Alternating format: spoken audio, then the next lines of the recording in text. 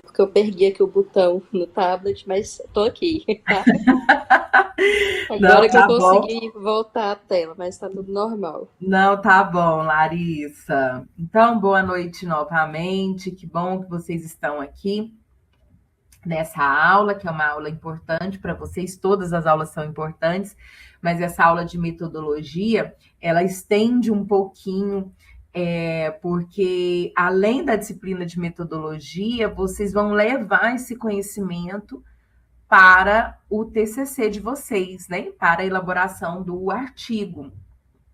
Então, acaba que essa aula se estende até o final do curso de vocês.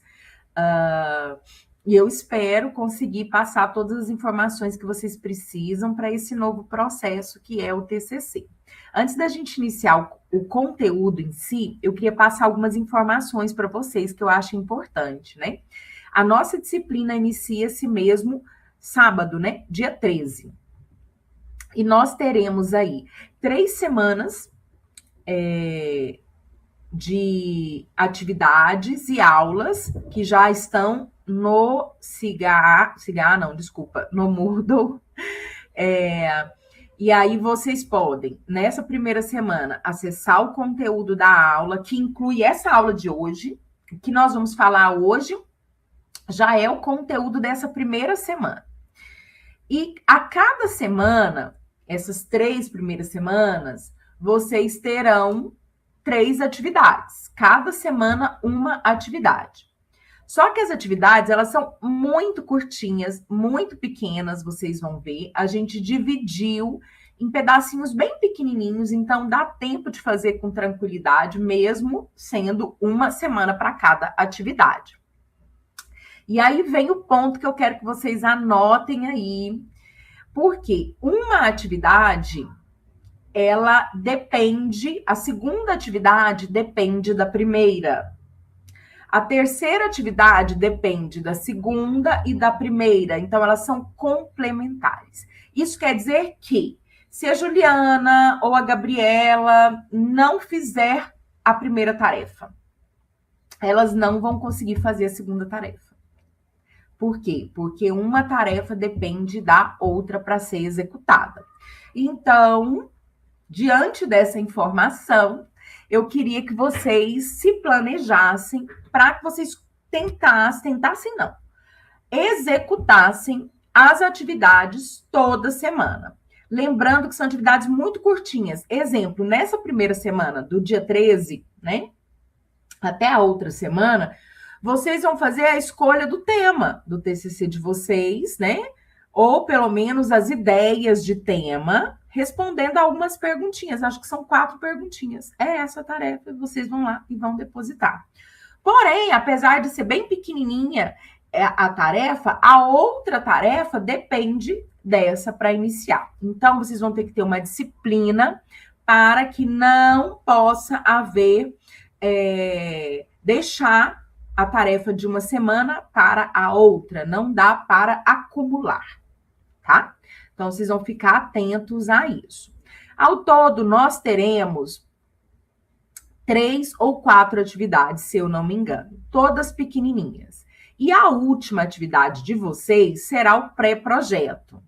O pré-projeto de pesquisa. Esse pré-projeto vai ser enviado para todos os professores do curso, eles vão analisar esse pré-projeto e nós vamos distribuir pelos temas de vocês, nós vamos escolher quem será o seu orientador de TCC. Então, vocês estão vendo a importância do pré-projeto que vocês vão construir nessa disciplina? Ele vai demandar uma atenção especial. Por quê? Porque eu vou enviar o pré-projeto de vocês para os professores e eles vão escolher os temas que eles querem trabalhar. Nossa, gostei do tema da Fabíola e eu gostaria de orientar a Fabíola. A Fabíola vai ser a minha orientanda. Então, o pré-projeto de vocês, o pré-projeto que está disponível no Moodle, vai estar tudo disponível no Moodle. As etapas que vocês vão elaborar até chegar ao pré-projeto. Pré-projeto é a última parte da nossa disciplina, o último depósito da nossa disciplina. E aí, eu tenho uma informação que vocês vão adorar. Por quê? Nós teremos 3 semanas de aula, né?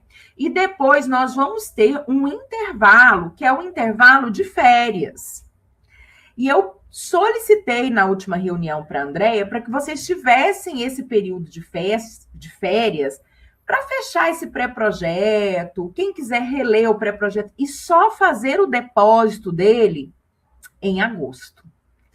Então, quero dizer que nós teremos as 3 semanas com aula, mas o depósito desse pré-projeto vocês só vão fazer no início de agosto. Isso quer dizer que vocês vão poder pensar, repensar, de repente rever o que vocês escreveram, né? Para depositar somente em agosto, para não ficar tão corrido para vocês a entrega de um material que é importante, né?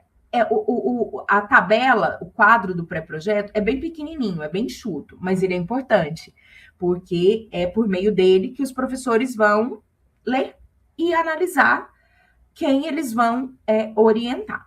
Então, quero dizer que a gente ganhou esse tempo, né, para finalizar a elaboração de vocês, e aí vocês só vão fazer o depósito mesmo em agosto, tá bom? Então, a gente tem essa notícia boa aí para vocês.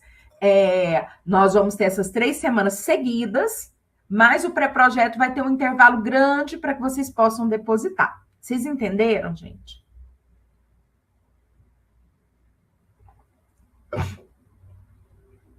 Respondam. Ah, tá. Então, que bom.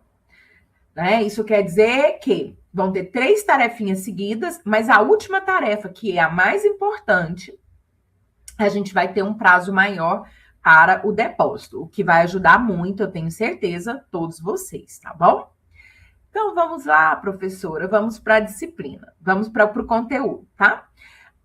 Durante o conteúdo, eu também vou falar do pré-projeto, tá, gente? E as dúvidas que vocês tiverem também, pode levantar a mãozinha aqui ou pode perguntar nas mensagens. Se eu não estiver vendo, a Larissa vai me ajudando. Ó, tem pergunta e eu vou respondendo na hora, tá? A gente vai fazer bem um bate-papo tranquilo.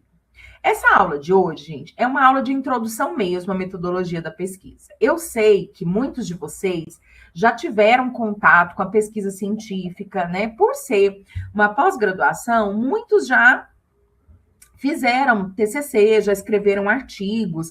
Então, pode parecer que essa aula de hoje seja uma aula introdutória demais para uma pós-graduação. Mas, pelo que a gente tem visto, apesar de muitos já terem contato com a pesquisa, alguns não tiveram.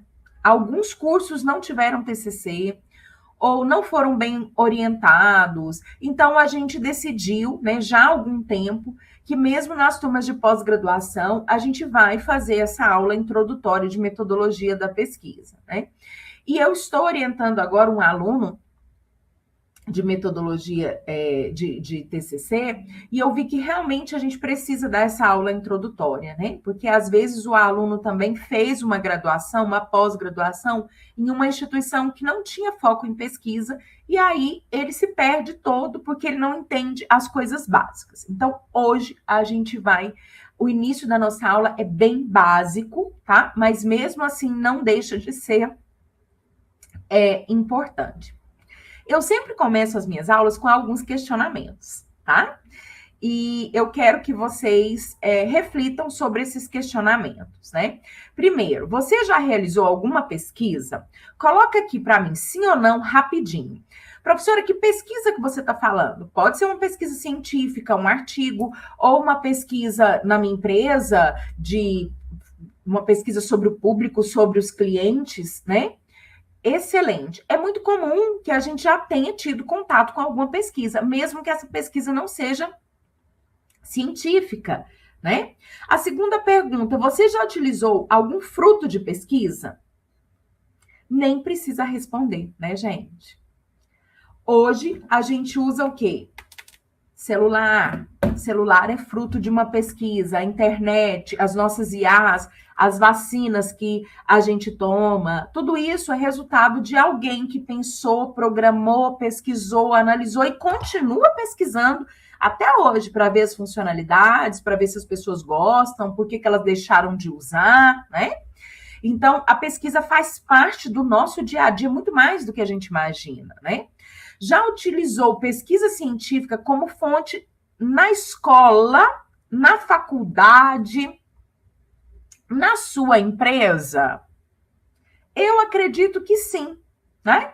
Muitos de vocês podem consultar aí o IBGE, pode consultar outros órgãos de pesquisa para saber alguma informação importante. Então, a gente acaba tendo contato com pesquisas mais sérias, pesquisas com metodologias, que às vezes estão aí com dados abertos, né? Em sites, em órgãos governamentais, e a gente utiliza daquele dado de pesquisa para trabalhar dentro da nossa empresa ou dentro do nosso artigo. De alguma forma, a gente tem acesso a esses dados, né? Outra pergunta importante que a gente tem que ter na disciplina: qual base de dados a gente costuma utilizar quando a gente vai pesquisar alguma coisa, né? Quando a sua filha, o seu filho, se é que alguém que tem, né, tem filho, te faz alguma pergunta, né? Você manda ela pesquisar onde? Ou onde você vai pesquisar para respondê-la? É importante que a gente analise que tipo de fonte a gente tem usado, tanto no nosso dia a dia, quanto para fazer uma pesquisa um pouco mais séria, que um professor passou para você aqui dentro do curso que você está fazendo. Você usa o Google acadêmico, você usa CAPES, você usa Cielo, ou você usa, de repente, até o TikTok, né? Porque hoje em dia é isso que eles estão utilizando para se informar. Mas que base de dados, que veículo, que fonte você tem utilizado, né? É importante essa reflexão. E, por último, outra reflexão. Você segue algum padrão nos trabalhos escolares, nos trabalhos científicos, nos trabalhos da faculdade, né? Tem algum padrão que você segue? Algum padrão que o professor exige? Ó, eu quero com as normas da BNT. Aqui deve ter muito professor que pede isso para vocês, né? Ou eu quero APA, né? Eu quero as normas dentro da APA. E aí?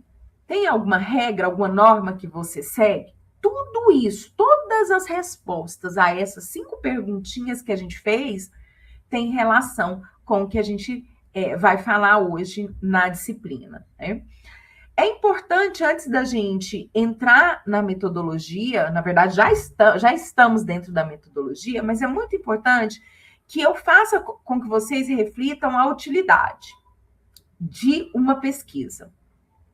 Por que é útil? Por que é necessário a gente aprender a pesquisar? E hoje, gente, essa necessidade é ainda maior. Eu tentei que modificar esses slides. Sabe por quê? Porque a gente está pesquisando numa era de inteligência artificial. Então, é uma época em que todo mundo se acha pesquisador porque ele entra dentro de uma inteligência artificial, joga lá um prompt e aí já sai aí com um monte de pesquisa, entre aspas, feita. Só que aí, como ele não aprendeu a pesquisar, as IAs nos dão referências erradas, referências inventadas, e a gente não sabe como é que eu vou conferir se o que ela me falou é real. Como é que eu vou conferir se essa referência existe? Se eu souber pesquisar, eu vou saber usar a inteligência artificial da forma correta dentro da pesquisa. Se eu não souber pesquisar, eu vou usar a inteligência artificial e a minha pesquisa não vai ser uma pesquisa totalmente real, totalmente fiel. Então, é necessário que a gente aprenda a pesquisar. Inclusive, recentemente eu lancei um material que chama Pequenos Pesquisadores na Era de IA. Porque a minha intenção agora não é ensinar vocês a pesquisar com IA. Não é, viu? Eu acho que agora a nossa missão, enquanto professor, é ensinar essas gerações que vão chegar até a gente. Porque eles já vão chegar achando que pesquisa é só jogar na IA. Então, é importante que a minha filha, que o menino de 12, 13, 11 anos, ele aprenda a pesquisar Porque aí ele vai aprender a pesquisar, vai pesquisar certo na inteligência artificial, e quando ele chegar na universidade, ele já entende como é usar a inteligência artificial na pesquisa. Então, é útil e necessário aprender a pesquisar, porque a gente cria produtos novos a todo momento, as indústrias criam produtos novos a todo momento. A gente resolve problemas sociais por meio da pesquisa, né? A gente melhora desempenho, seja no esporte, como eu dou o exemplo aqui, né? Ou em qualquer outra área, né? Um tênis, aí, ó, um produto novo, um tênis que é criado para que o atleta tenha um melhor desempenho. É fruto de pesquisa, porque eu vou pesquisar o desempenho desse atleta, o que ele precisa, qual é a tecnologia necessária, e aí a pesquisa avança e dá para a gente um produto que melhora o desempenho de alguém, né? E as próprias tecnologias do dia a dia, o nosso celular, as inteligências artificiais, nós estamos cercados de coisas que foram feitas por meio de pesquisa, por departamentos de pesquisa e desenvolvimento, né? Os famosos P&D das indústrias. Todos eles foram frutos de pesquisas. Doenças, né? Remédios, que as doenças que pesquisam-se as curas e os remédios para tudo, fonte de pesquisa, né? A pesquisa realmente está presente no nosso dia a dia. Se a gente vai buscar um emprego, a gente faz pesquisa.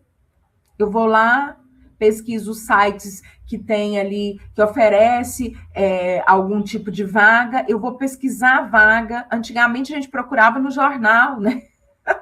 Não sei se tem alguém na minha idade aqui, mas na minha época a gente ia no jornal, nos classificados. É um tipo de pesquisa também, né? Hoje a gente já tem ali os sites, as buscas certas, os aplicativos, tudo que me ajudam, né? Então, se eu vou buscar um emprego, eu pesquiso. Se eu vou conhecer uma pessoa, né? Eu vou lá no Instagram dela, vocês falam isso, stalkear, sei lá o quê, né? Mas eu vou lá no Instagram, vou ver o que essa pessoa curte, vou ver que tipo de fotos ela coloca, ou vou entrar nesses sites aí de relacionamentos, e aí eu vou buscar saber um pouco mais dessa pessoa. Então, se eu estou conhecendo uma pessoa, eu acabo, às vezes, pesquisando a vida dessa pessoa, né?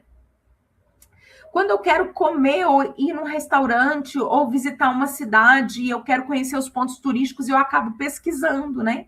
Quais pontos turísticos, onde eles ficam, os comentários sobre esses pontos turísticos, as avaliações sobre esses pontos turísticos, é um tipo de pesquisa. A gente pesquisa e usa a pesquisa diariamente, né?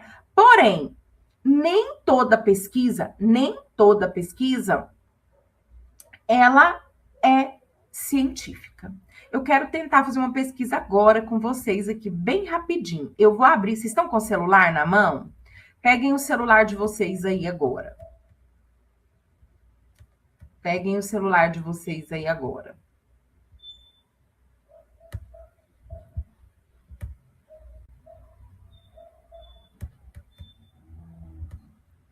Pegaram? Tentem abrir por meio desse QR Code aí, ó, e responder a essa perguntinha. Aqui tá abrindo normal, tá? Pra quem tá tentando aí, tá tudo normal aqui abrindo. Tentem responder aí.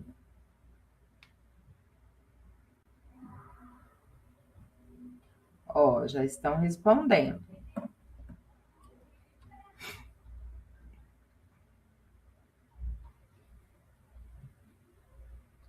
Estão respondendo.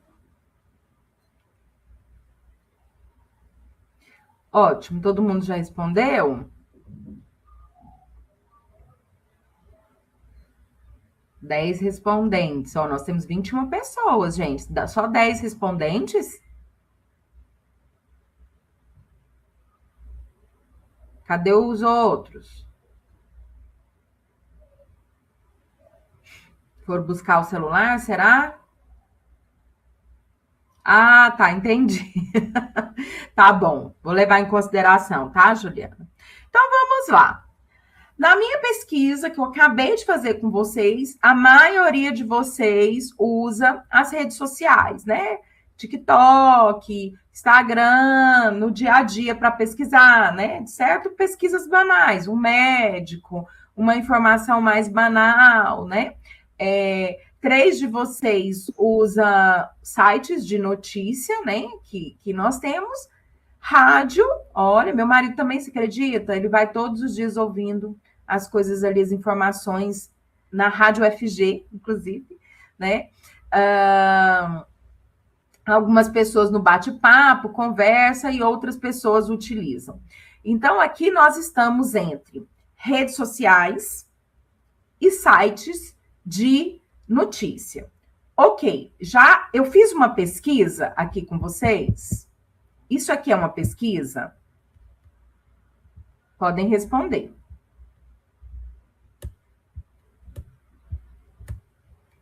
É uma pesquisa, gente? Sim. Sim, é uma pesquisa. Agora eu respondo. A pesquisa que eu fiz com vocês teve até resposta. Eu já vi que entre os 10 respondentes, a maioria se informa por rede social. Eu tenho uma resposta a essa pesquisa, não tenho? Tenho. Então, foi uma pesquisa? Sim. Foi uma pesquisa científica? Não foi. Por que ela não foi uma pesquisa científica? A resposta está aqui. Não foi uma. Pode responder aí também, pode ligar o microfone, viu?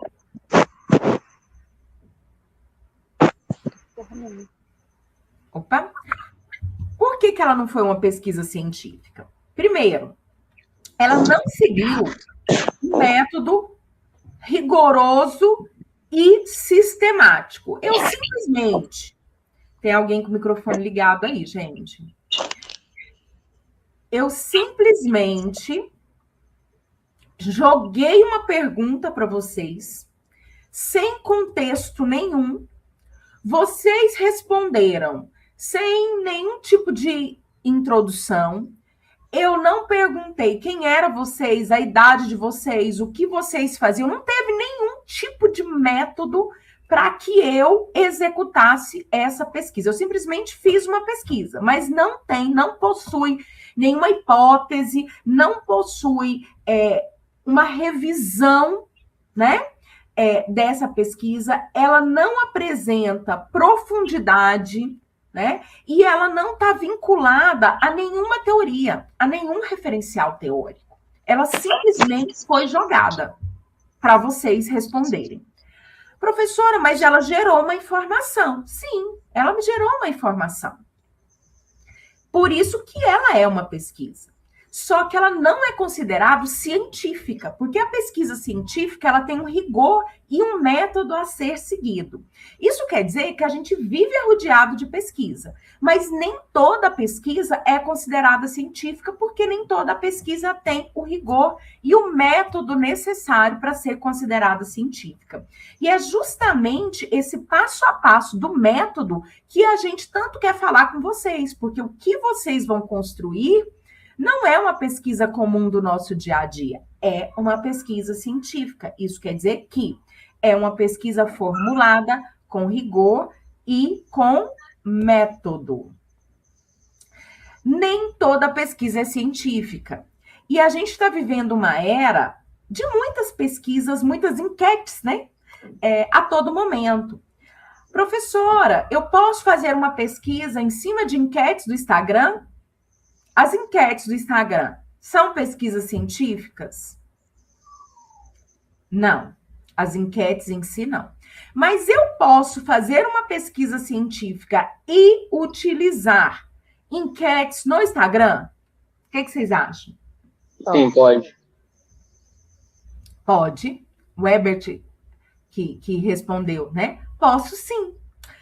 Antes de colocar essa enquete, eu vou definir o meu método, definir o meu público, definir meu objetivo, estudar teoricamente o tema proposto, e as enquetes do Instagram podem ser o meu instrumento ou o meu objeto de estudo.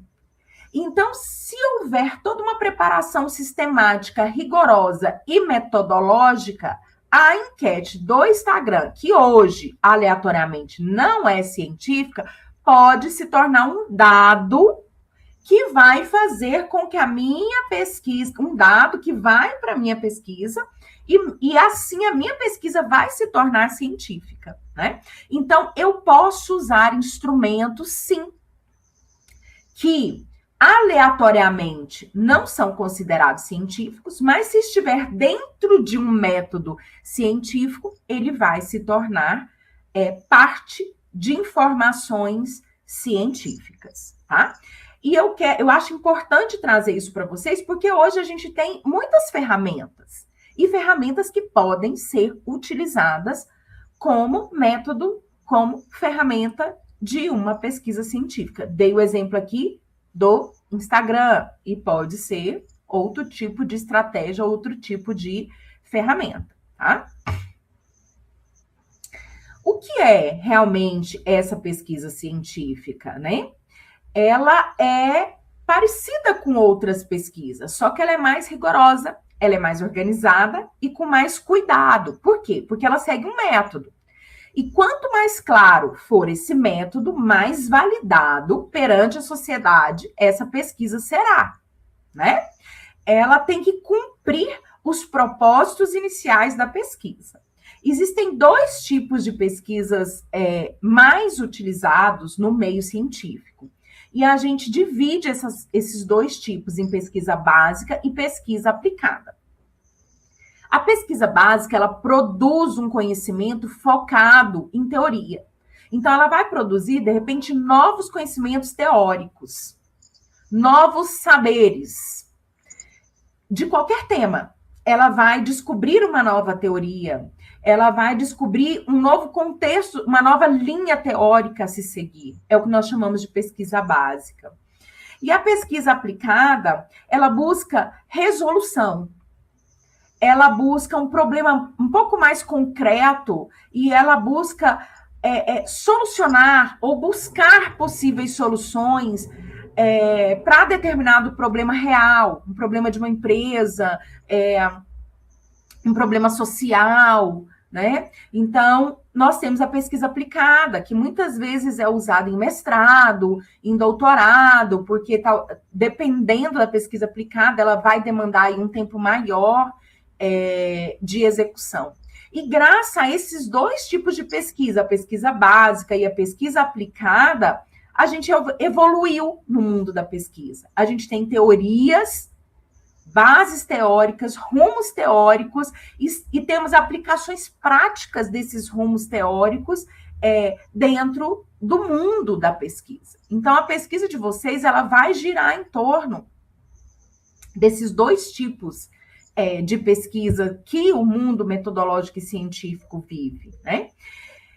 E nós falamos muito que o que diferencia uma pesquisa comum de uma pesquisa científica é o método.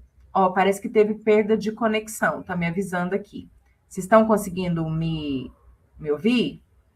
Sim, tá tudo normal. Sim, perfeitamente. Tá, é porque deu um avisozinho aqui, eu fiquei com medo de ter caído e não perceber. Então, vamos lá. O que diferencia é o método. Método científico. O que é um método científico? Ele é um caminho que eu estruturo para a minha pesquisa ser feita. Eu vou me guiar por esse caminho. Uma pesquisa séria, ela tem um caminho estruturado. E é esse caminho estruturado que vai garantir que o meu resultado seja mais confiável do que o resultado, de repente, de um pesquisador que não foi tão rigoroso, não teve uma pesquisa tão estruturada. Geralmente, a estrutura gira em torno do quê? De observação, né? Eu vou olhar ao meu redor e dali vai nascer uma curiosidade. Por que as pessoas usam tanto determinado produto? Isso é uma curiosidade, né? Por que as pessoas têm usado tanto determinado aplicativo? Uma curiosidade, né? Por que as pessoas hoje não querem mais fazer faculdade? Uma curiosidade. Então, a pesquisa ela vai nascer de uma observação, de uma curiosidade que eu tive. Vocês, inclusive, a pesquisa de vocês, ela tem que girar em torno de alguma disciplina que vocês tiveram durante o curso, né? A pesquisa de vocês tem que estar em torno de algo que vocês estudaram aqui, porque nós, orientadores, que vamos orientar, temos que ter expertise no tema de vocês. Então, de repente, eu gostei muito da aula da professora Laís. Estou dando um exemplo, viu, gente? E lá, a Laís falou algumas coisas que me chamaram a atenção, que me deixaram intrigadas.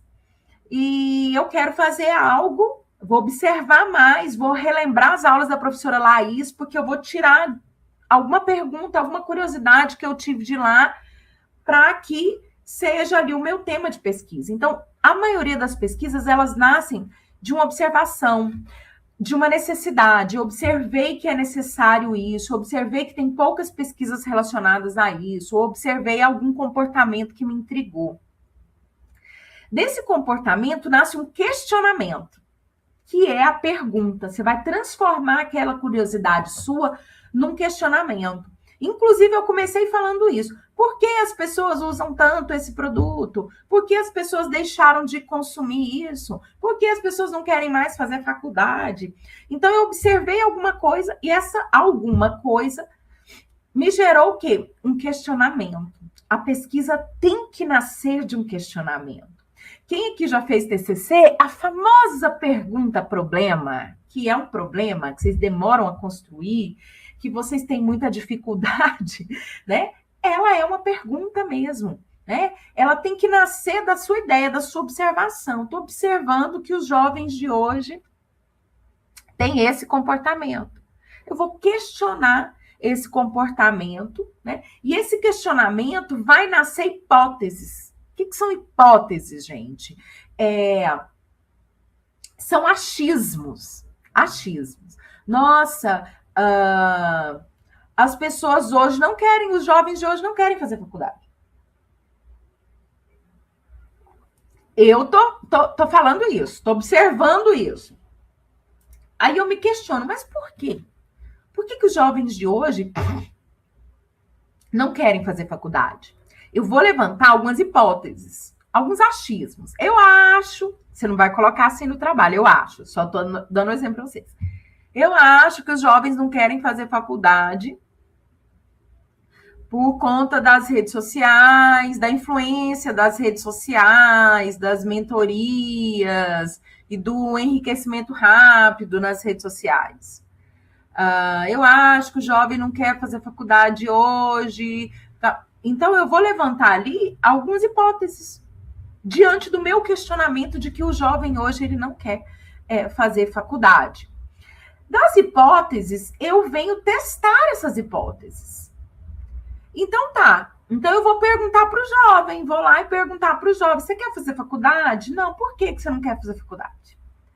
Aí eu vou perguntar para vários jovens, de repente, de lugares diferentes, de perfis diferentes, de escola pública, de escola particular. E ali eu vou testar e vou analisar para ver se a minha impressão, a minha hipótese de que as redes sociais criou essa imagem de enriquecimento rápido e você não precisa estudar, se ela condiz com as respostas desses jovens mesmo.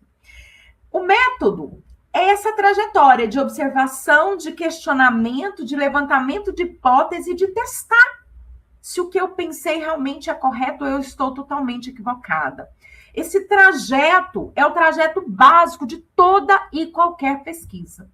Professora, toda pesquisa, até para criar um remédio, né? Alguém vai observar, alguém vai questionar, alguém vai criar hipótese, alguém vai testar. Então, esse é como se fosse um ciclo que, independente da pesquisa, ele vai acontecer dessa forma.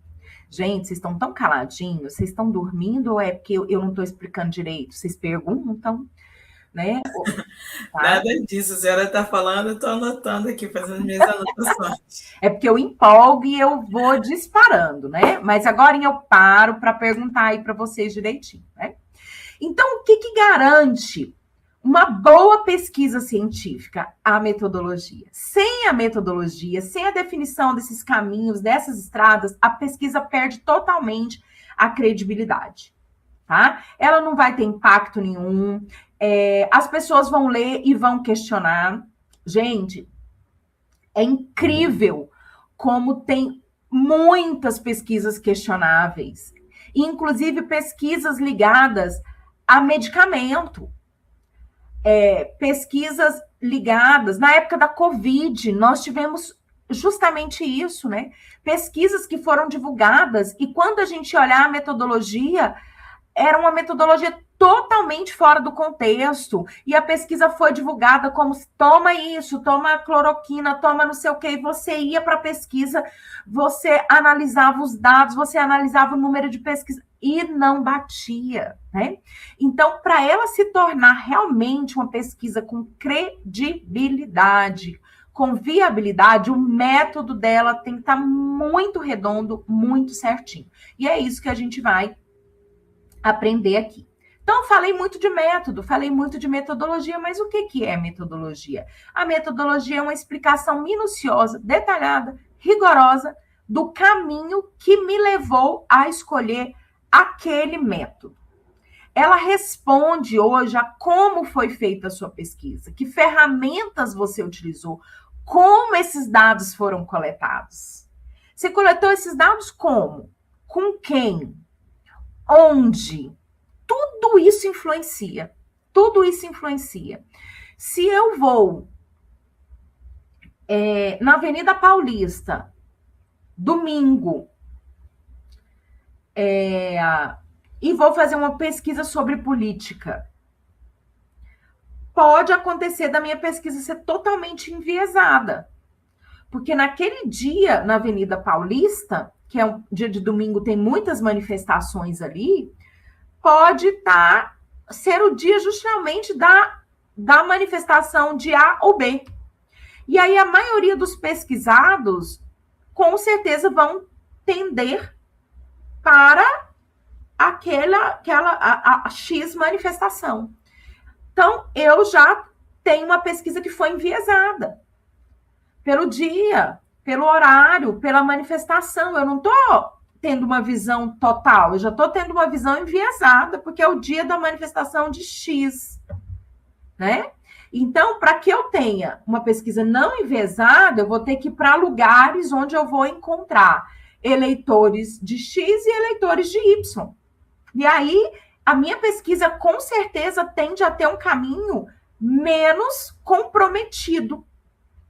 Por isso que eu tenho que divulgar o dia da minha pesquisa, onde foi a minha pesquisa, o perfil do meu pesquisado. Quanto mais informações rigorosas e detalhadas eu tiver, mais credibilidade tem o meu método, né? Então, a metodologia,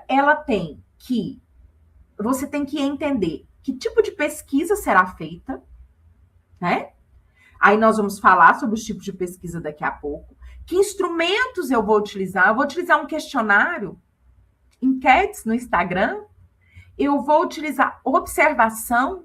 Os psicólogos fazem muito isso. Não sei se tem psicólogo aqui, mas muitas pesquisas dentro da área de psicologia são frutos não só de questionário, mas de observação.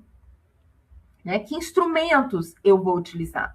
Qual será a minha amostra? Esse é um erro grande quando vai se fazer uma pesquisa de campo, uma pesquisa aplicada, né? E qual é o meu universo? Eu acho engraçado aqui quando os alunos começam a fazer o TCC, escolher os temas, né? Professora, eu quero pesquisar nas escolas particulares de Goiânia, e eles começam empolgados, né? E eu acho bom. Só que eu falo, escolas particulares de Goiânia, quantas escolas particulares tem em Goiânia? Nossa, professora, são muitas. Eu falei, pois é, você vai fazer em todas? Você não consegue fazer em todas as escolas particulares de Goiânia. Você não tem verba para isso, você não tem prazo para isso, né? Então, nós vamos ter que enxugar esse universo. O universo são todas as escolas. Nós vamos ter que fazer o quê? Uma amostra menor. Ou vamos pegar as escolas particulares de uma região, ou as escolas particulares com perfil X, ou as escolas particulares religiosas, é um perfil. né? Nós vamos ter que diminuir, porque o meu universo é muito grande, eu não tenho condições. Então, eu vou o quê? Reduzir e vou pegar uma amostra desse universo. Né? Além do tipo de pesquisa, do instrumento, definir a amostra que eu vou utilizar, eu tenho que definir também meu processo de análise. Como eu vou analisar tudo isso que eu coletei?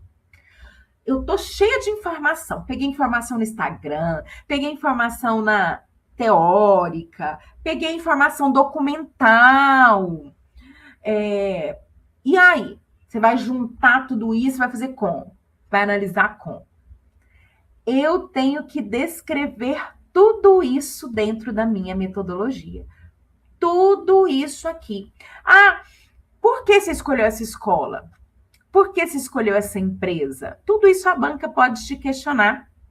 Ou quem ler o seu trabalho pode te questionar. Então, você tem que explicar isso antes na metodologia.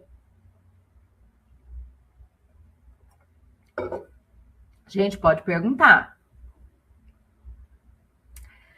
Ok. Vamos fazer uma analogia, né? A metodologia. A analogia de uma viagem. Toda pesquisa, ela precisa ter um objetivo. Não precisa? Toda pesquisa precisa ter um objetivo. Antes de eu definir o meu método, eu tenho que definir meu objetivo. Antes de definir o meu método, eu tenho que definir meu objetivo.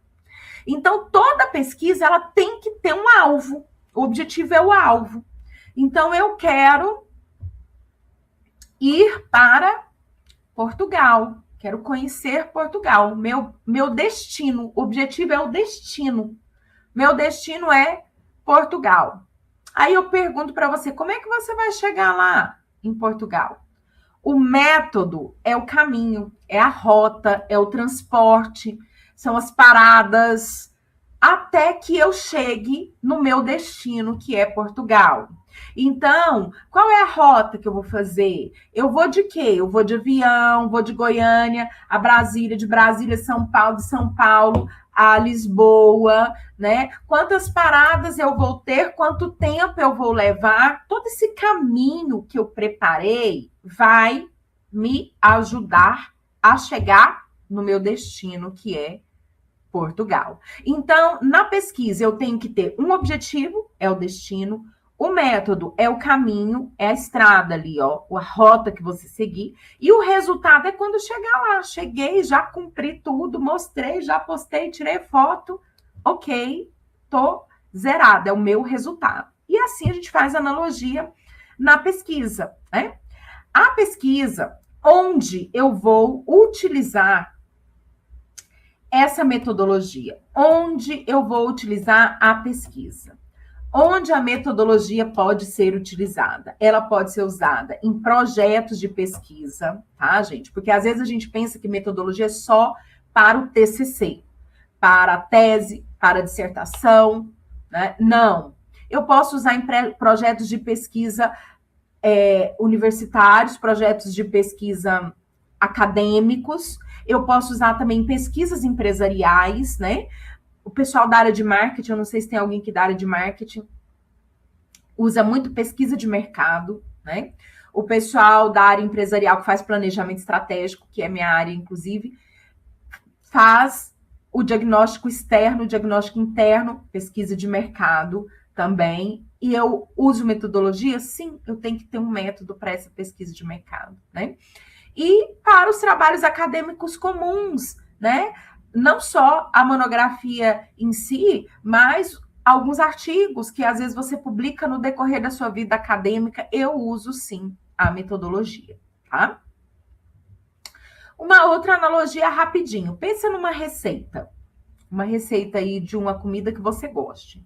Um bolo de cenoura, qualquer coisa que você goste, né? Então, o bolo de cenoura, minha analogia vai ser, a receita que eu pensei foi um bolo de cenoura. Deve ser porque eu tô com vontade de comer bolo de cenoura. E é o bolo que eu mais gosto. Então, vamos lá. O tema do meu trabalho é bolo de cenoura. O tema, bolo de cenoura. O título do meu trabalho é Como fazer um bolo de cenoura. O histórico. Gente, vocês já pensaram como o bolo de cenoura... Ele é de onde, o bolo de cenoura? Vou fazer uma analogia excelente aqui. Essa semana a professora Andréia fez uma festa junina lá na FIC, lá na faculdade, com os alunos dela. E eu fui. Quando eu cheguei lá, tinha um monte de comida de festa junina deliciosa. E na parede estava escrito de onde vieram aquelas comidas todas. De onde veio o mané pelado, de onde veio a pipoca, de onde veio... Tinha todas. De onde veio cada uma das comidas. E aí eu ainda brinquei, não sei se foi com mané pelado. Eu falei, gente, eu não sabia que isso tinha vindo de tal lugar. E fiquei lendo aquilo ali, o histórico de onde veio aquelas comidas, né? O bolo de cenoura é brasileiro? Será? Foi um brasileiro que teve essa ideia? Quem será que criou o bolo de cenoura? Ele é de onde? Qual seria o histórico do bolo de cenoura? A minha fundamentação teórica. Saber de onde veio, quem criou o bolo de cenoura. É a minha fundamentação teórica. Mas tá, agora eu sei de onde veio o bolo de cenoura e agora eu tenho que saber como ele é feito. Quais são os ingredientes? Aí eu vou começar a levantar passo a passo como é feito o bolo de cenoura. Quais são os ingredientes? Quanto custa cada ingrediente? A quantidade de cada ingrediente? Isso é o método de preparo do bolo de cenoura, né? Método de preparo, fiz o bolo de cenoura. Eu vou analisar. Comi, ficou bom? Ficou dentro da expectativa que eu tive inicial? Então, eu vou escrever as minhas considerações finais. O bolo de cenoura não deu certo, ele solou por conta de tal parte do método que deu errado, eu não coloquei o forno aquecido, né? E a banca vai experimentar e vai ver se as minhas considerações realmente estão de acordo com quem ler o seu trabalho, quem ler a sua receita ou for usar a sua receita, porque a gente usa artigos de outras pessoas, vão analisar novamente a sua pesquisa.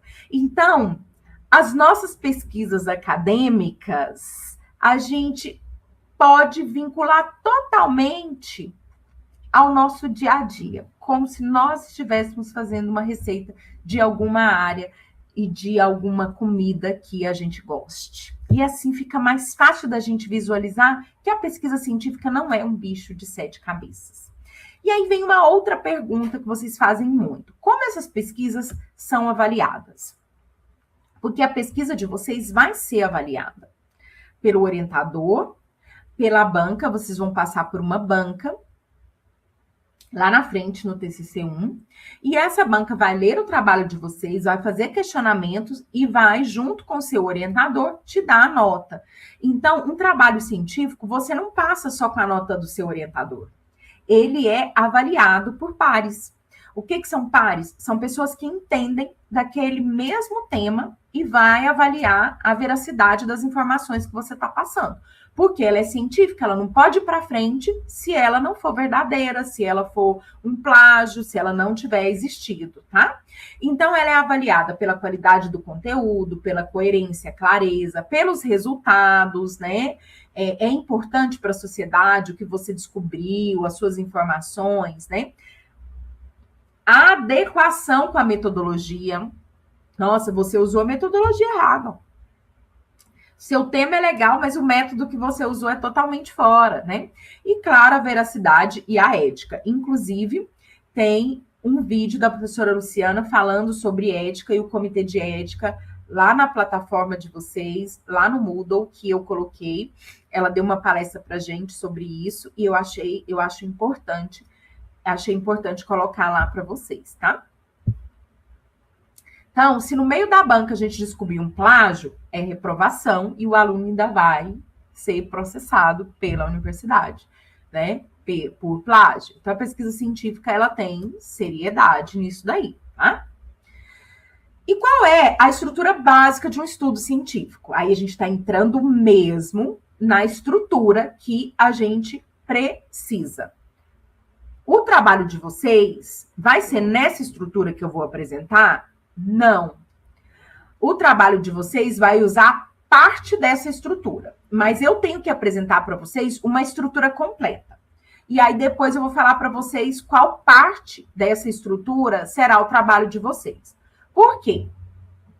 É importante que vocês saibam, acho que a maioria de vocês já sabe, mas eu acho importante repetir, que o TCC, ele é um trabalho de conclusão de curso. E tem várias modalidades de TCC. Tem gente que acha que TCC é só monografia, aquele trabalho gigante, que são as monografias de final de curso, que geralmente a gente faz na graduação, né? É um trabalho monográfico. Mas o trabalho de conclusão de curso, o TCC, também pode ser um artigo científico, que é mais reduzido do que uma monografia. Ele tem, o conteúdo dele é basicamente o mesmo conteúdo do trabalho monográfico, só que ele é mais reduzido. Ele pode ser um projeto experimental também. Alguns cursos não fazem artigo e nem monografia. Eles fazem um projeto prático, uma experiência prática. Pode? Pode. Então, ele é um trabalho de conclusão de curso e cada curso vai definir que modalidade vai estar inserido. No nosso caso, vocês vão fazer um artigo, né? Que é um trabalho que é mais enxuto, até porque vocês têm um prazo muito reduzido para fazer essa pesquisa, tá bom? Vamos lá, tá tudo bem até aqui, gente? Não dormiram ainda não, né? Olha o nariz entupido. Vamos lá.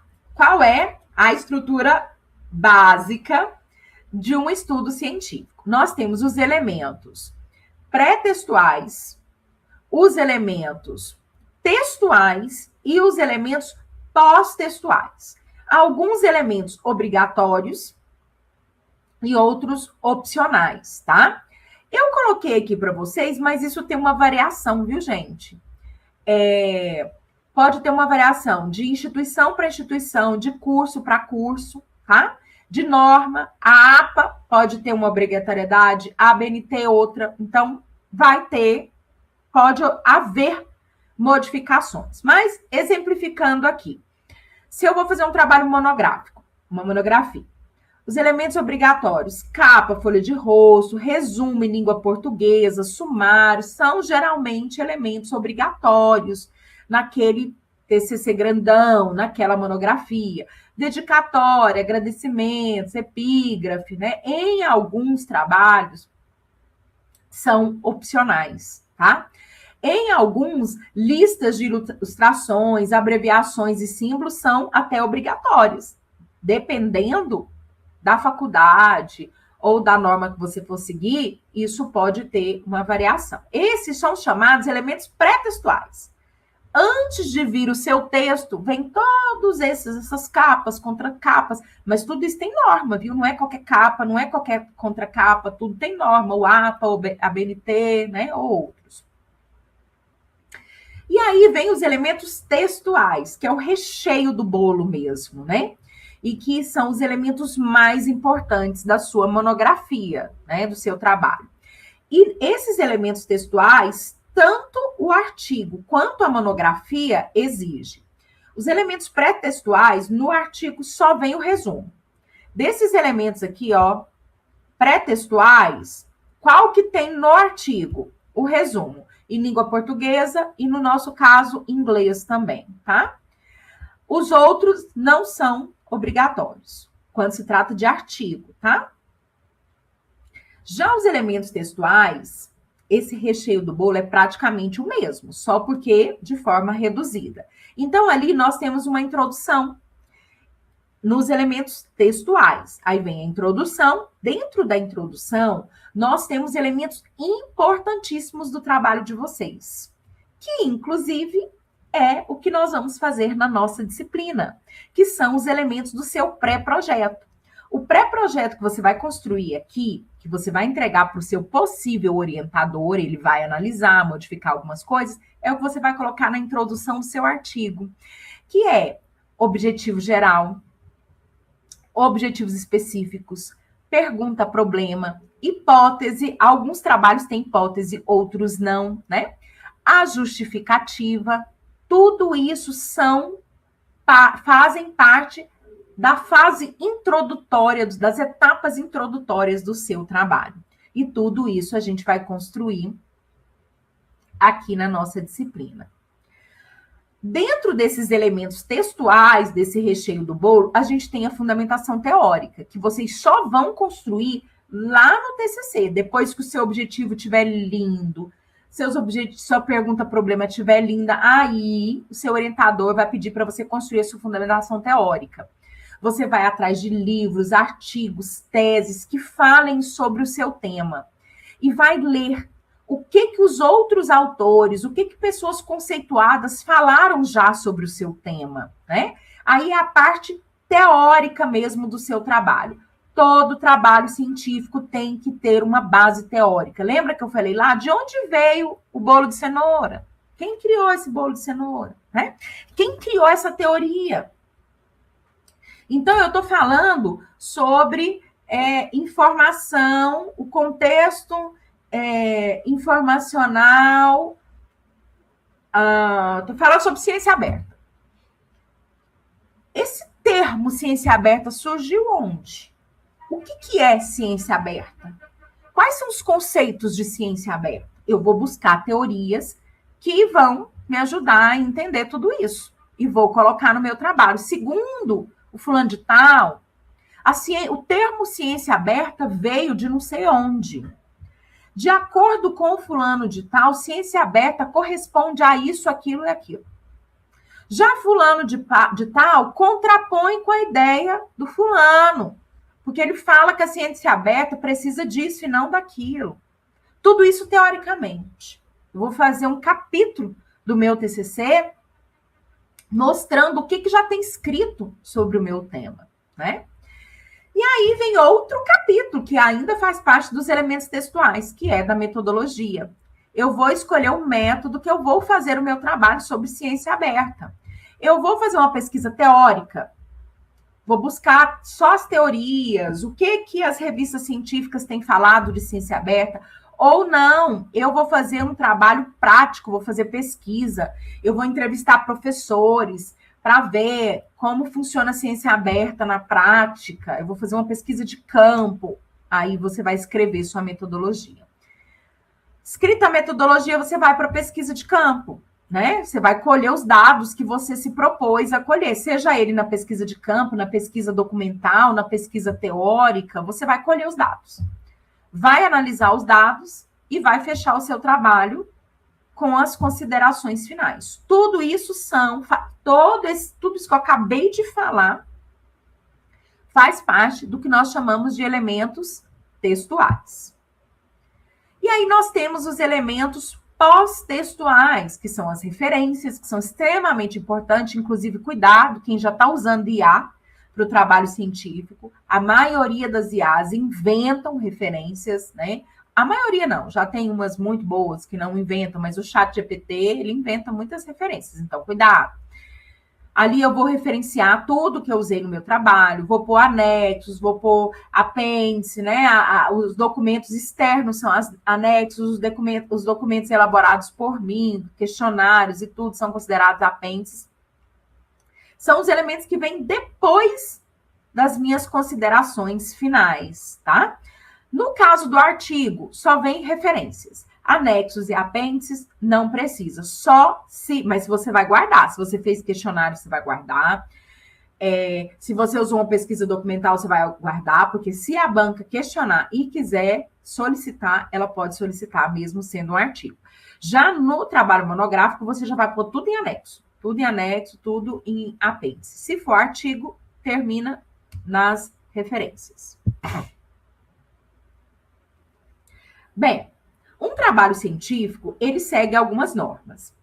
As normas que nós vamos usar no nosso trabalho são as normas da ABNT, que a maioria de vocês, né, deve ter muito bibliotecário aqui, eu não sei quem que é bibliotecário, conhece mais de normalização até do que eu, né? Então, tem muito mais conhecimento, inclusive, sobre as normas da ABNT, até do que eu. Mas como a nossa disciplina é de metodologia, eu tenho que falar que essas normas são extremamente importantes. Ele organiza as nossas ideias, ele facilita a leitura do nosso leitor de artigo de trabalho científico, além de gerar mais o quê?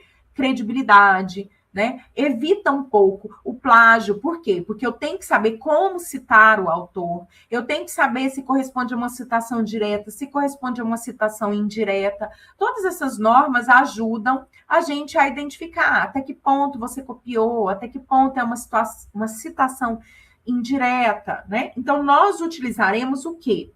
As normas da ABNT em todo o artigo que será construído. Bem, de forma resumida, os elementos principais da nossa pesquisa é o rigor e a clareza na escrita, tá? Seja ele um artigo ou seja ele um trabalho monográfico.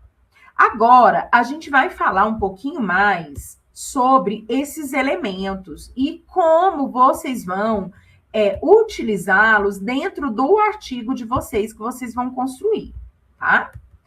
Como a gente falou de rigor científico, nós vamos falar um pouquinho da questão desse rigor científico dentro do trabalho, que é o que a gente quer de vocês, tá? Todo esse material aqui, gente, vai estar na plataforma de vocês a partir de sábado, dia 13. Bem, deixa eu passar aqui um pouquinho. Até aqui tá tudo bem? Que a gente vai começar a falar agora já da primeira etapa de construção de uma pesquisa científica. E essas etapas são as mesmas que vocês vão utilizar para a primeira tarefinha de vocês, tá? Então, até aqui tá tudo bem? Não dormiram ainda? Só deram uns cochilos, né? Estão me ouvindo direitinho. Então, vamos lá. Tá tudo certo. Obrigada. É bom sem dormir. Muito bom, Vivian. Muito obrigada. Isso dá um ânimo pra gente aqui também, desse lado de cá, que não tá vendo o rostinho de vocês. Vamos lá. É muito importante. A primeira tarefinha de vocês vai ser pensar num tema.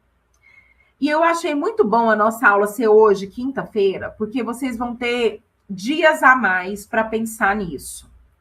Porque não é fácil. Ai, gente, só tirar aqui que tá embaçado, não tô nem enxergando eu aqui na tela. É muito importante que a escolha do tema de vocês seja algo que vocês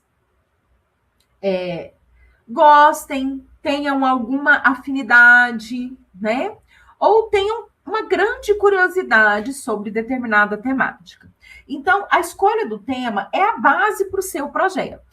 Né? Ele tem que estar alinhado aos seus interesses pessoais e ao interesse do curso também, né? Então, cuidado. Eu gosto de dança, né?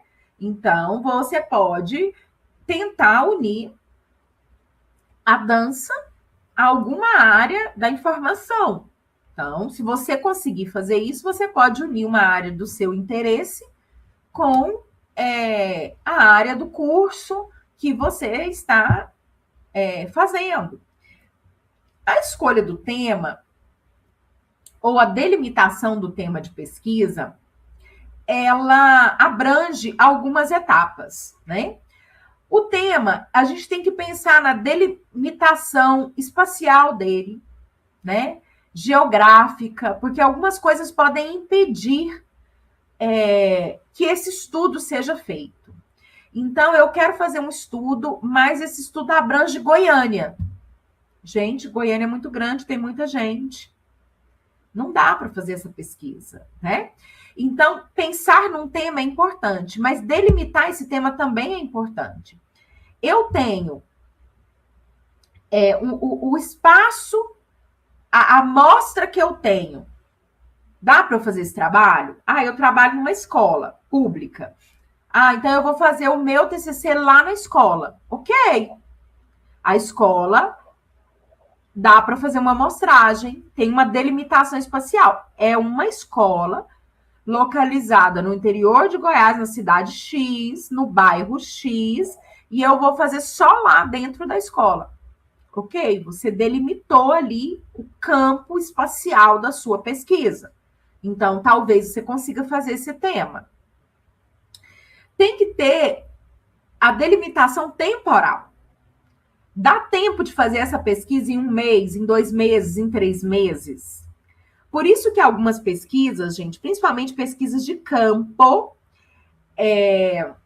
e pesquisas em loco, pesquisas experimentais, geralmente são feitas muito em mestrado e doutorado. Por quê?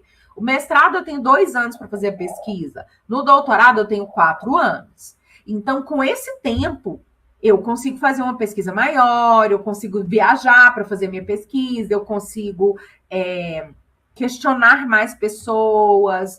Então, eu tenho um tempo maior. Agora, eu tenho só 3 meses para fazer essa pesquisa. Então, não dá para eu fazer esse tema, porque esse tema exige de mim um tempo maior. Então, delimitação temporal. Delimitação temática. É a área mesmo que eu quero pesquisar. É a área que eu vou investigar. Se essa área é muito ampla, muitas vezes eu não vou conseguir investigar. Se a área também é muito restrita, eu também não consigo investigar. Né? Se eu vou fazer lá na escola X, porque eu trabalho lá, mas chega lá, eles não me dão acesso aos documentos.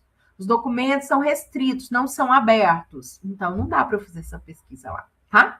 Então, não é só escolher o tema pelo tema que eu gosto, que eu amo ou que eu tenho curiosidade, mas algumas coisas têm que ser pensadas ao definir a escolha desse tema.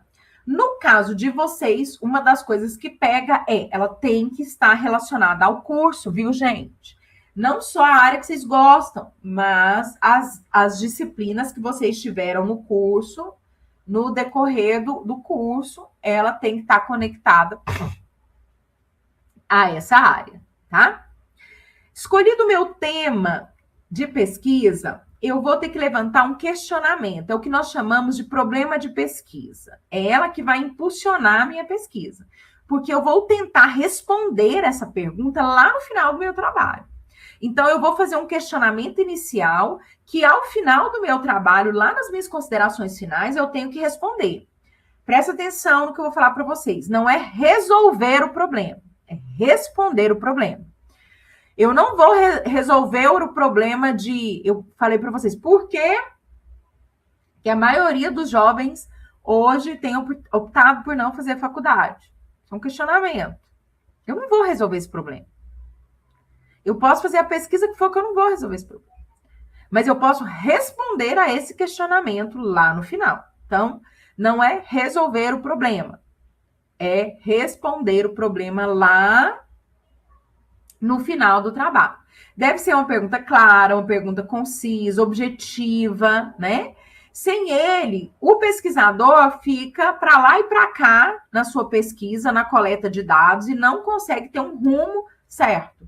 Então, ele é o questionamento que vai direcionar, junto com o objetivo, a minha pesquisa científica, tá? Professor, esse questionamento, ele vem em ponto de interrogação mesmo? Sim. Ele pode vir na sua pesquisa em forma de pergunta mesmo, com ponto de interrogação e tudo.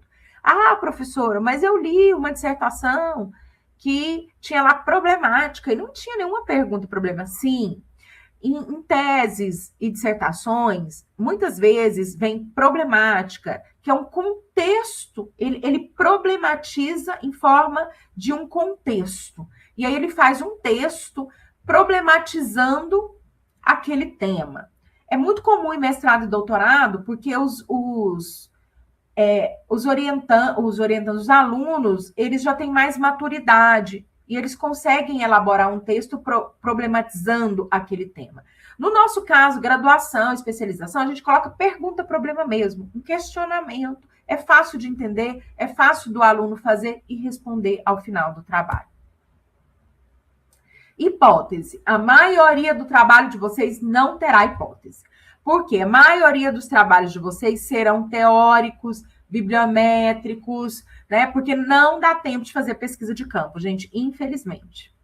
É pouco tempo demais que vocês têm que fazer o trabalho, e a campo é complicado. A não ser que vocês achem um orientador meio doido aí, que vá bancar com vocês uma pesquisa de campo, mas eu acho difícil. Então, a maioria dos trabalhos de vocês não tem necessidade do levantamento de hipótese. Mas o que é uma hipótese? É a resposta à pergunta-problema. Eu vou responder provisoriamente a minha pergunta problema. Por que hoje a geração Z não quer fazer faculdade? Eu acredito que seja pela influência das redes sociais. Eu acredito que seja por questões políticas. Eu vou levantar algumas hipóteses, né? Eu vou responder a essa pergunta provisoriamente, mas eu só vou saber se a minha hipótese foi comprovada, se o meu questionamento, se o meu achismo realmente lá no final do meu trabalho, tá? Mas quem vai definir se o seu trabalho tem hipótese ou não? Seu orientador.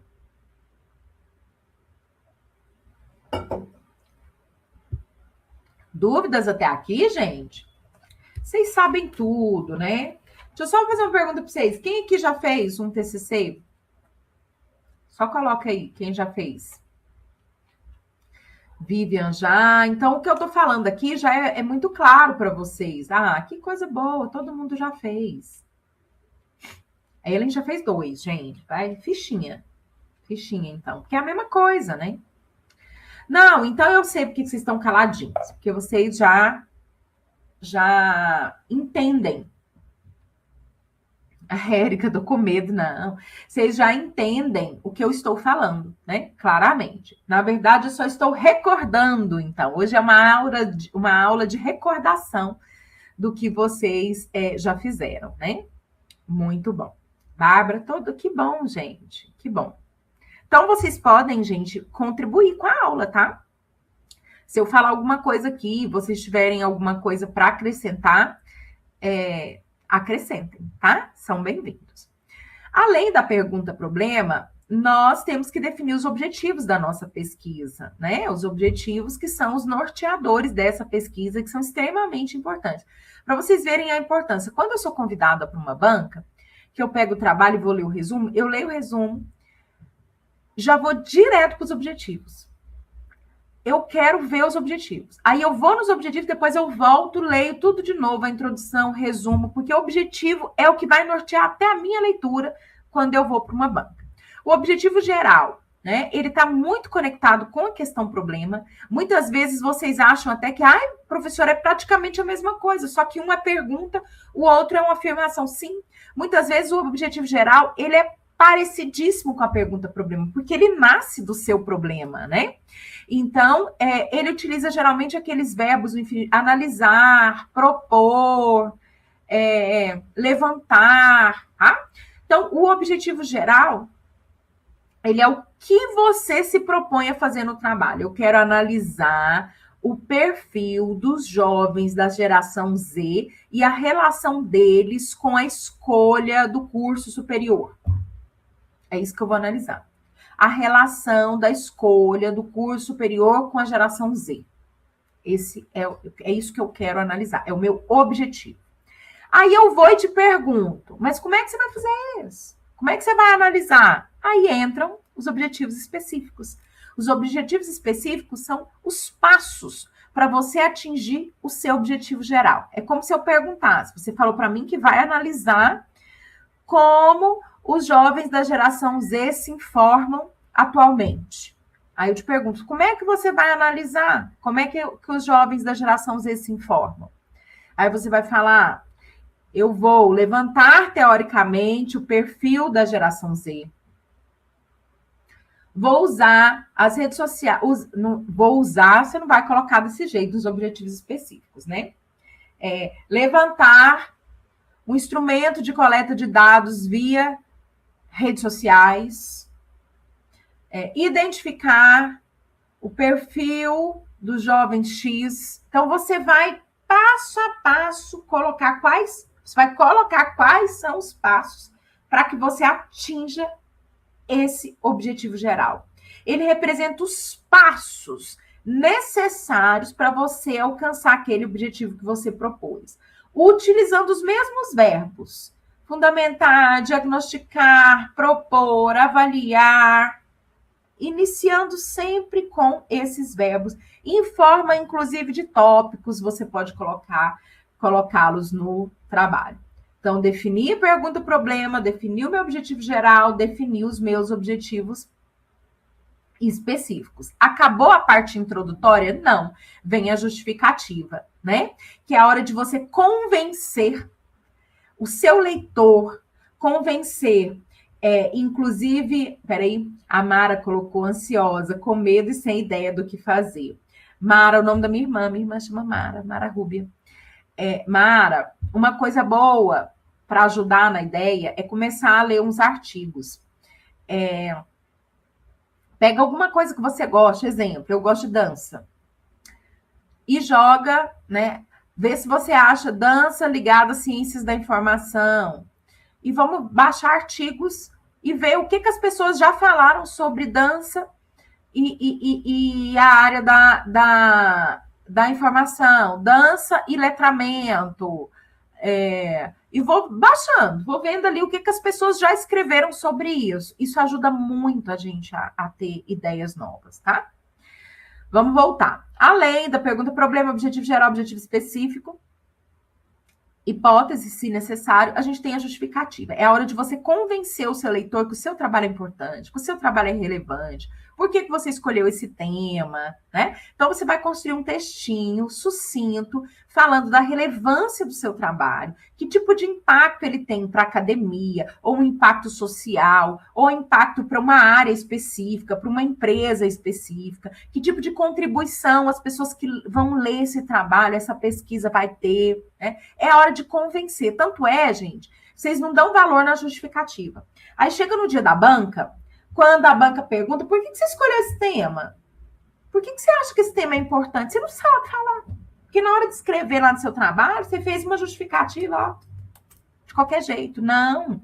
É nesse momento que você vai convencer o seu leitor que, por mais simples que seja seu tema, seu trabalho, ele é relevante. Às vezes ele é relevante para uma comunidade específica, né? Eu, por exemplo, gosto muito da área de eventos, então eu sempre liguei os meus estudos à área de eventos, planejamento de eventos, logística de eventos, teorias ligadas à área de eventos. Eu sempre tentei ligar as diversas áreas à área que eu gostava de estudar. E ali, a principal relevância era para os gestores, para os empresários da área de eventos, para os consumidores da área de eventos. Então, ali você vai fazer um texto justificando e convencendo o seu leitor da importância do seu trabalho. Até aqui que eu falei, vocês vão fazer. É o pré-projeto de vocês. Só está faltando a metodologia. O pré-projeto de vocês é a escolha do tema, problema, objetivo geral, objetivo específico, justificativa e uma prévia da metodologia. Tá? Esse é o pré-projeto que a gente vai construir aqui nessa disciplina.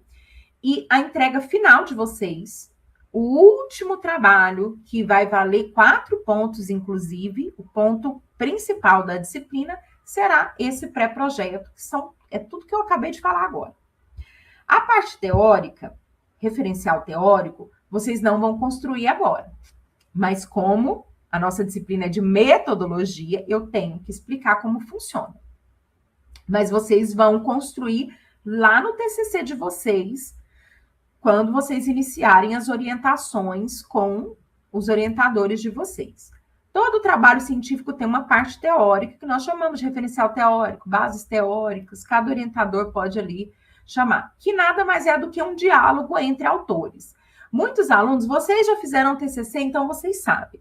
Mas quando a gente vai orientar um aluno que nunca fez TCC, ele tem dificuldade no referencial teórico, porque ele fala, professora, mas na verdade eu não estou escrevendo nada, eu estou pegando de um autor, pegando de outro. Eu falo, sim, o referencial teórico não vai ter a Érica, não vai ter a Bárbara, não vai ter a Mara, ele vai ter autores consolidados e autores seminais.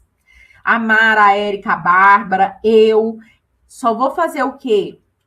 Ligar os pensamentos desses autores. Vou fazer uma coxinha de retalhos com o pensamento desses autores. Aí eu vou ter o meu marco teórico. Eu vou fazer esses autores dialogarem. O referencial teórico é a busca que eu faço sobre o que já tem escrito sobre determinada temática. Eu uso as coisas mais atuais possíveis sobre o meu trabalho, mas também usa autores seminais. A professora Marisângela falou para eu usar os mais atuais. Só que eu tenho que usar alguns autores extremamente antigos, às vezes, porque eles são os chamados autores seminais, autores relevantes para aquela área. Exemplo, eu dou a disciplina de planejamento estratégico. Tudo que eu vou escrever de artigo sobre planejamento estratégico, eu tenho que citar Porter, que é considerado o pai da estratégia. Mintzberg. São 2 autores seminais. Ah, mas são livros, obras antigas. Mas eu tenho que citar. São os autores seminais, chaves. Todo mundo cita eles para esse trabalho. Fora esses autores seminais, eu vou buscar referências em artigos mais novos, 5 anos, 10 anos para cá, tá? O referencial teórico, ele é o estado da arte da sua investigação. Ele é o panorama científico que existe sobre determinado tema. E é ali que você vai colocar as citações.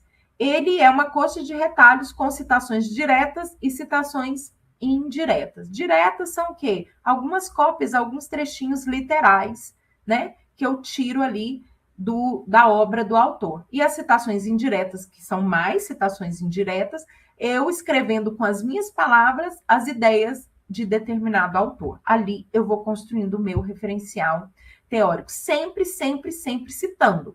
Sempre citando o autor, o ano desses autores, tá bom?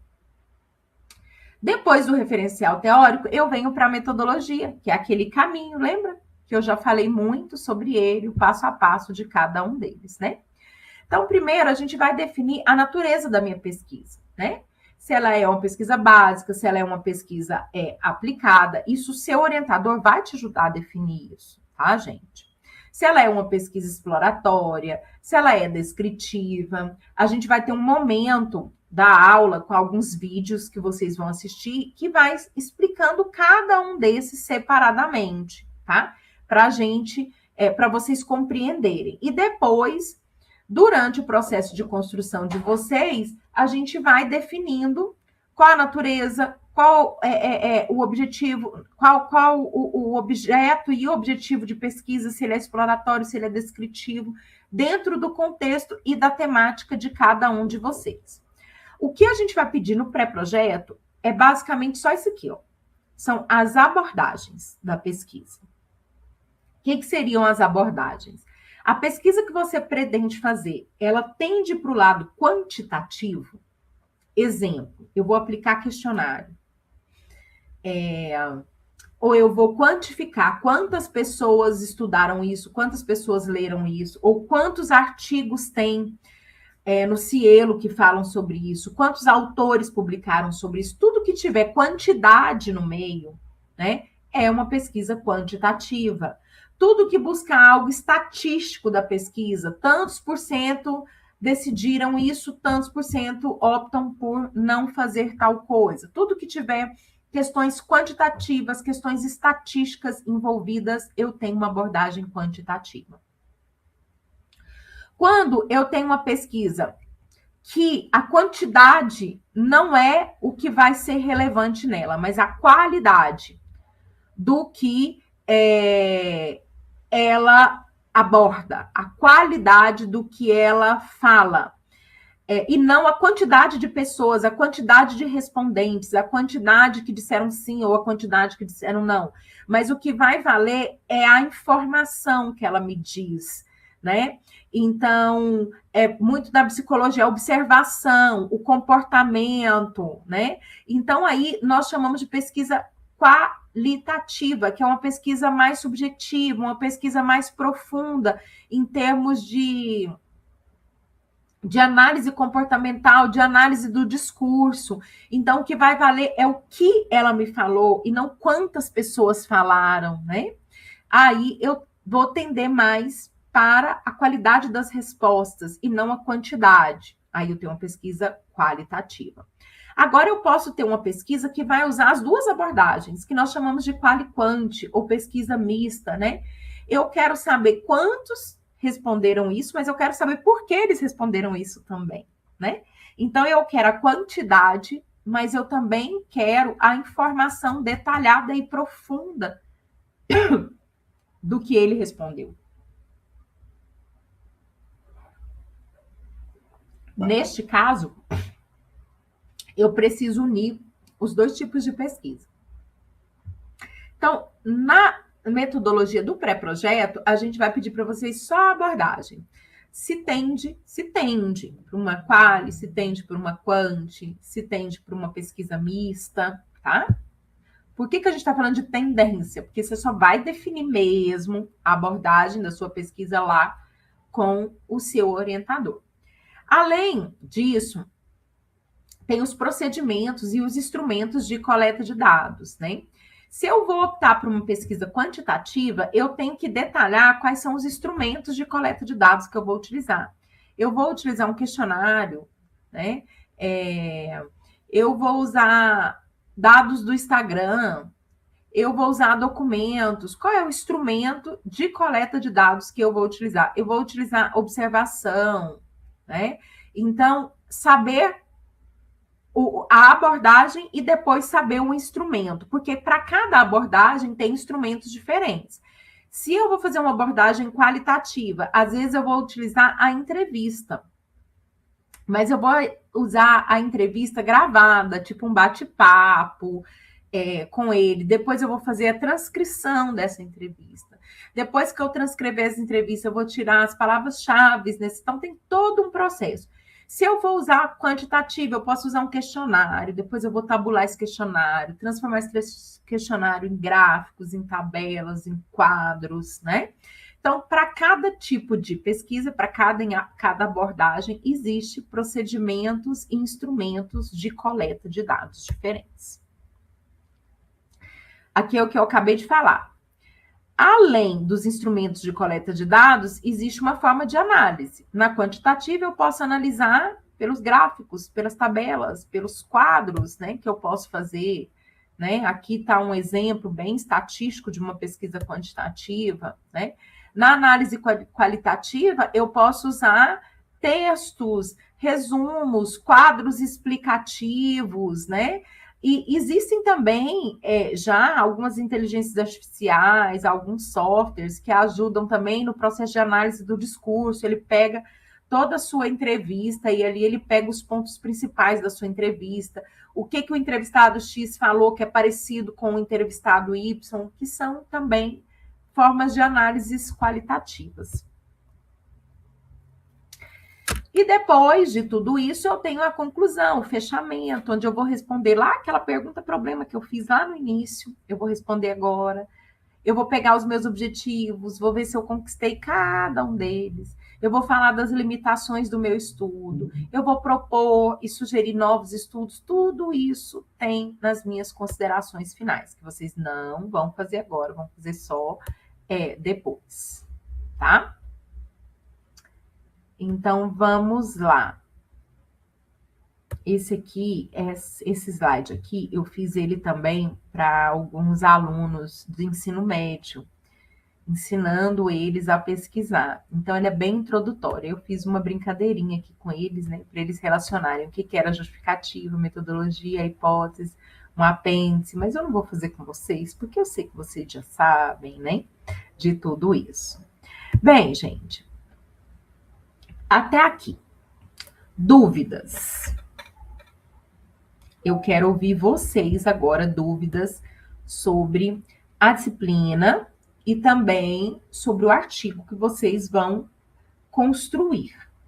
Eu vou, enquanto vocês vão colocando aqui ou ligando o microfone, caso vocês tenham uma dúvida, eu vou tirar esse slide que eu quero mostrar um material para vocês aqui rapidinho, tá? Então, eu vou tirar aqui.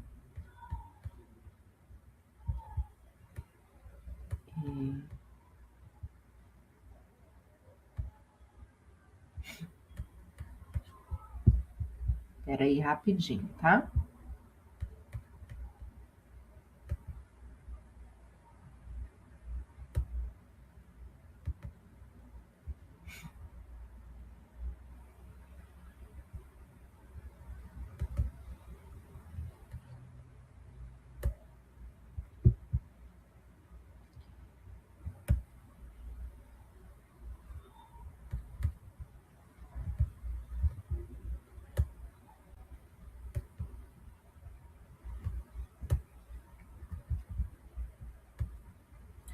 Pronto.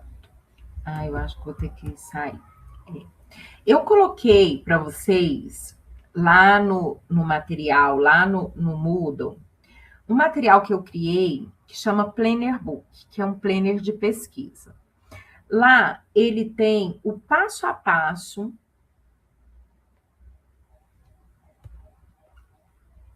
Ellen. Ok, que bom. Mas o fato de você ter feito um TCC já te ajuda muito no artigo. Porque o artigo, ele é um TCC reduzido. Ele é um TCC, não, desculpa, ele é uma monografia reduzida, né? Então, você não vai ter dificuldade. Se você já fez uma monografia que é desse tamanhozão, então o artigo que é menorzinho, mas exige a mesma preocupação, né, o mesmo método, você não vai ter dificuldade, não, tá? E aí, uma coisa que vai te ajudar, Ellen e todo mundo, é esse material aqui. O que eu fiz? Eu fiz um material lúdico, inclusive eu tenho ele impresso aqui, eu imprimi, porque eu entrego para os meus alunos, tá? E é um planner, onde eles vão planejando a pesquisa de vocês, é um planner com livro, tem passo a passo de toda a pesquisa deles, né? E aí, vocês podem utilizar esse material, se vocês quiserem imprimir, ele tem tudo que eu falei para vocês e ainda tem as datas para vocês se organizarem. Aqui, por exemplo, para escolher o tema, você pode usar essa parte aqui para escolher o tema, para te ajudar a escolher o tema. Tem os elementos textuais, tudo dividido aqui, você pode olhar. Tem o planejamento do seu TCC, igual o início do pré-projeto, vocês já vão preencher aqui para iniciar agora.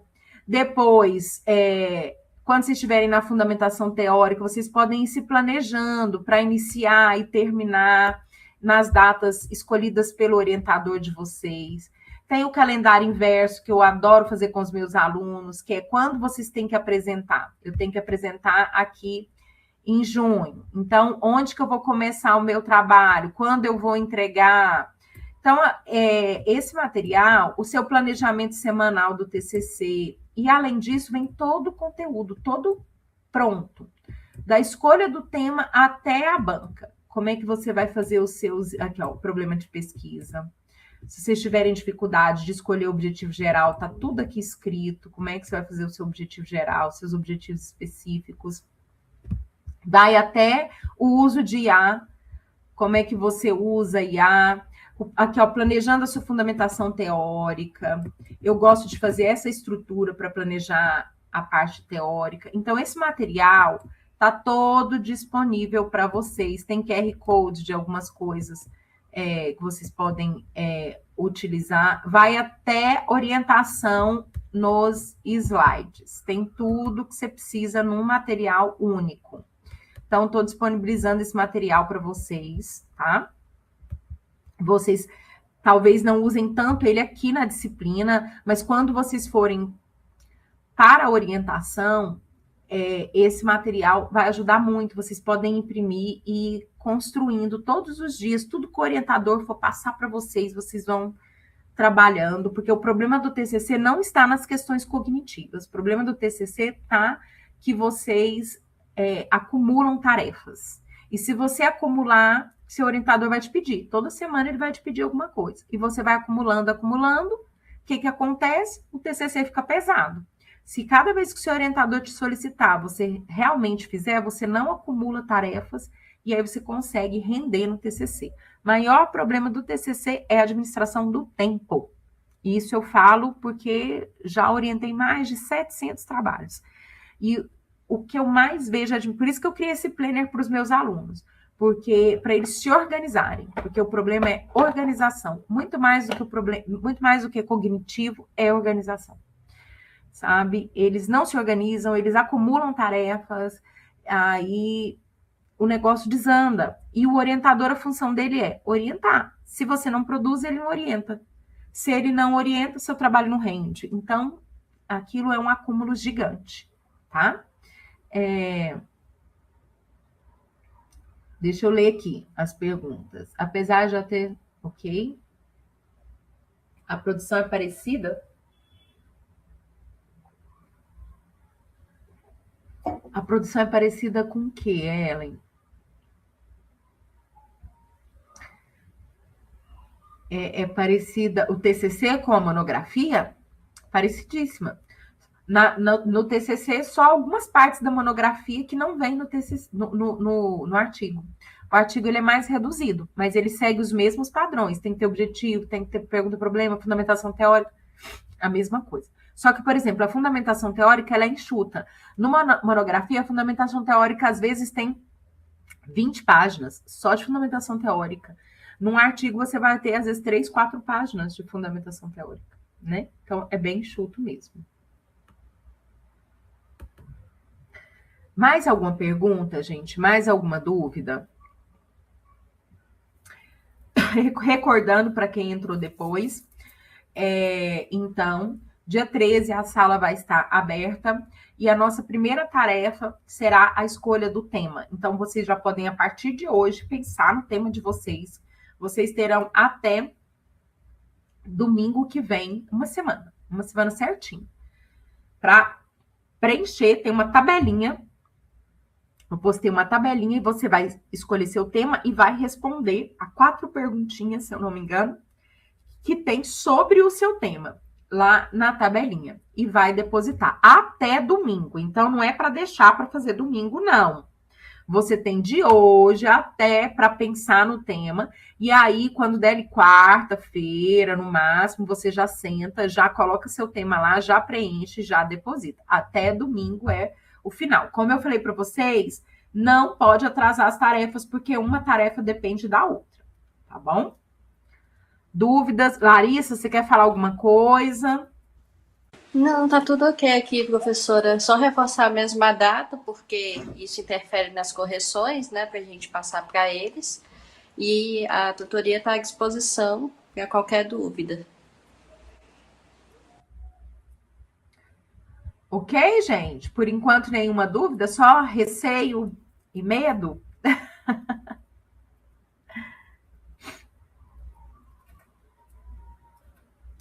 Não, no outro domingo, acho que dá dia 21, porque a sala vai ser aberta dia 13. A disciplina de vocês mesmo começa dia 13, tá? Dia 13 é que começa a disciplina. Nossa aula foi adiantada. Então, dia 13 abre a sala. Então, vocês vão ter até o outro domingo, que eu acho que é 21 mesmo, né, para depositar a tarefa. A primeira tarefinha, tá? Certo? Nenhuma dúvida, então? Então, muito obrigada pela presença de vocês aqui. A partir do dia 13, a sala está aberta e vocês já podem ver lá, vai estar essa aula gravada e outros materiais também que eu coloquei lá para aprofundar mais ainda na metodologia científica, tá bom? Então, tem aulas de outros professores, tem esse material que é o Planner, que também lá que vocês já podem folhear, já podem ver, tá bom? Muito obrigada. Bom restinho de noite aí para vocês, tá? Obrigado, boa noite. Boa noite. Tchauzinho para vocês. Tchau, Larissa. Tchau, professora. Tchau, pessoal.